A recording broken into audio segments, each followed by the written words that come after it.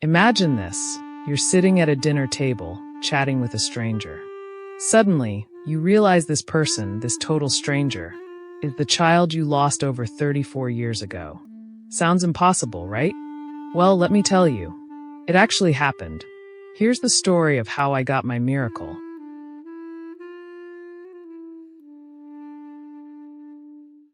It all started when I was 17. I had a baby boy, and he was everything to me. But life wasn't kind to a young, unmarried girl back then. His father, the love of my life, was being sent to Vietnam, and my parents insisted I give the baby up for adoption. They said it was for the best, that I was too young, that he deserved more stability than I could provide. I didn't want to let him go, but they left me no choice. I'll never forget holding him for the last time, looking into his tiny face and whispering, "I will never stop loving you, and I'll never stop looking for you." When his father returned from the war, we married, and our lives moved forward. We had a daughter, and she brought us so much joy. But no matter how happy our family was, there was always a hole, a missing piece we couldn't fill. My son was always in my heart. On his birthday every year, I'd light a candle and say a prayer. I hope you're safe. I hope you're happy. I hope you're loved. We tried for years to find him. We scoured records, contacted adoption agencies, and signed up for every registry we could find. Nothing worked. My parents, who once insisted on the adoption, eventually regretted it and begged me, "Find the boy. Please." But it seemed impossible. After 34 years, I was ready to give up. When our daughter got older, we told her the truth. She had a brother. It was hard for her to process at first, but soon she made his story part of her own.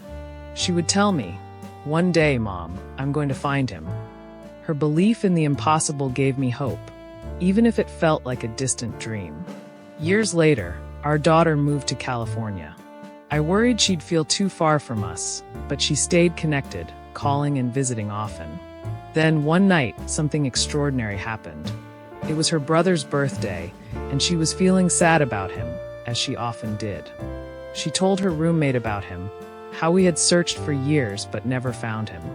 That night, her roommate invited her to dinner with a friend. Just an ordinary dinner, or so it seemed. During the meal, she started talking about her brother again, sharing everything she knew about him.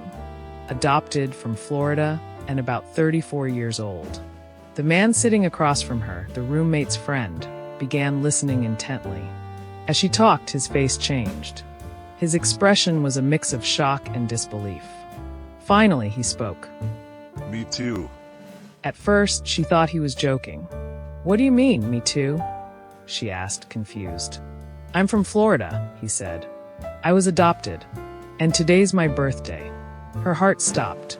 She looked at him, studying his face. Could it be? Was it possible? Slowly, they began piecing it all together. The dates, the locations, the circumstances. Everything matched. That night, at a random dinner in California, my daughter met her brother for the first time. The brother we had lost 34 years earlier. She called me immediately, her voice trembling with emotion. "Mom, you won't believe this. I found him. I found my brother." When I heard his voice on the phone for the first time, I couldn't stop crying. He told me about his life, how his adoptive family had been wonderful to him. He had grown up loved, supported, and happy, exactly what I had always prayed for. Since then, we've reconnected as a family.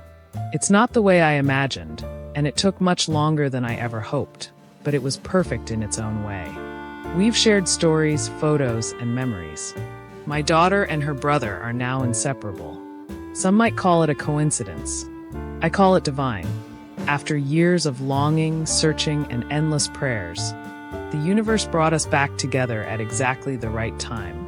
This isn't just a story about finding someone. It's about never giving up, even when all hope feels lost.